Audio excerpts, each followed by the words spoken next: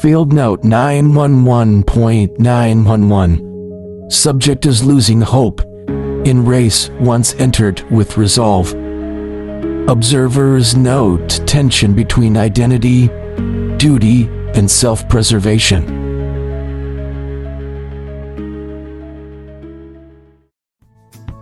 It's not just the answers, not just the quotes. It's life in the margins. It's time for CluffsNotes. So some stories don't arrive as chapters. They're flashes, a photo on a counter, a page from a half-finished screenplay, the silence between goodbyes. The summer after I moved out of the house, I took a screenwriting class at USF. It was not for credit. It wasn't anything for my career. It was only for a few weeks. I was using this as a moment to reflect on what I'd just gone through over the past couple of years.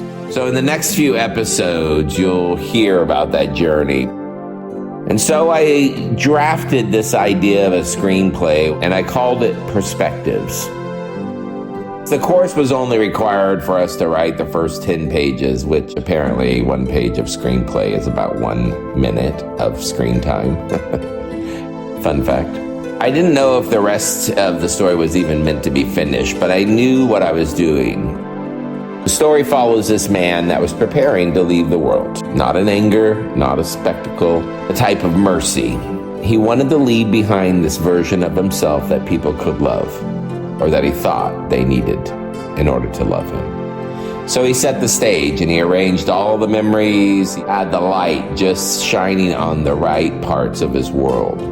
And in the story, as it flashes forward, there's people walking around his house, and the vision that he had imagined was coming to life.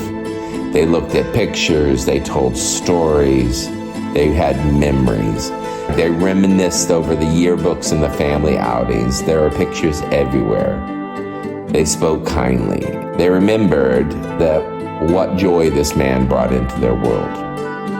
But then in the screenplay, it rewinds back to the point before he leaves. And we see that those photos were only part of the story. There are moments that did not make the montage. There are backstories of some of the pictures. Parts that he never wanted anyone to hold. Photos that he never wanted framed, and grief and regret that he just kept private. I was coming to a place where I was realizing the life that I wanted and my resolve, the fight, the battle inside me was coming to a head. I wasn't writing the screenplay about someone else, it was about me. How do I leave these parts of me that I thought people loved? How do I hide the parts that I feared would never be lovable? I felt tired. Like a runner who started a race that he assumed the finish line would have been there by now. And he's so far, he just can't run anymore. So here I am at mile 15, 16, 17, and I don't even conceive of a finish line. I built this life of goodness, of marriage and family and purpose and all of that. Something still was unspoken. These pieces that I thought were just broken from my childhood were now overwhelming my thoughts, and I just felt like an imposter. All those puzzle pieces, I wanted them all to be sky. I needed them to be sky pieces.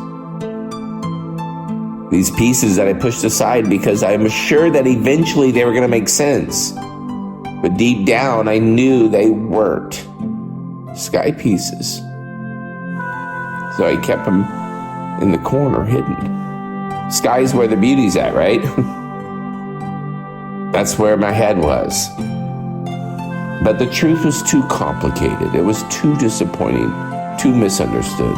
And when you live with that kind of inner conflict and fracture, you don't just hide from others, you hide from yourself. I was pulling away, not to deceive, but just to protect. Protect myself, protect my family, protect others from this monster that I hated.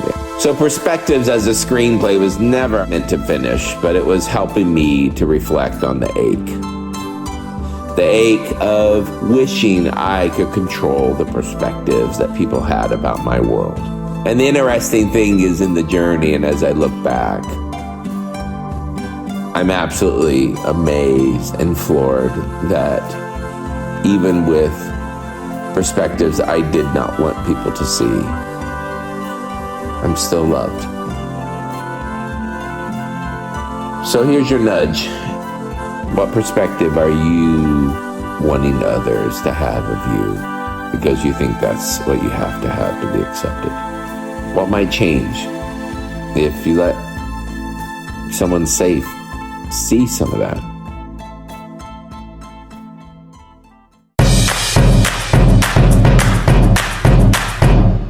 All right, Preschool Papa here. Big humans. Even little humans carry big questions. And sometimes the best gift we can give them is a place where questions can land without fear. Let them ask the ridiculous questions. Be the kind of person who they know they can go and ask because you're not afraid to talk to them and be honest and loving and funny and real. Be the kind of human that lets other humans feel safe to ask questions. Be curious, stay young, stay open. That's how safety grows.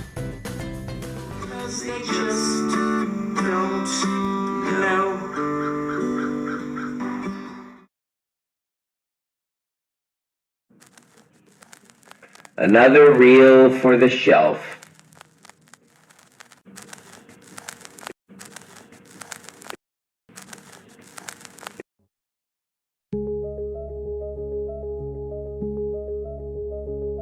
Field note 911.2. Subject desires to be seen for who he wants to be and not who he is.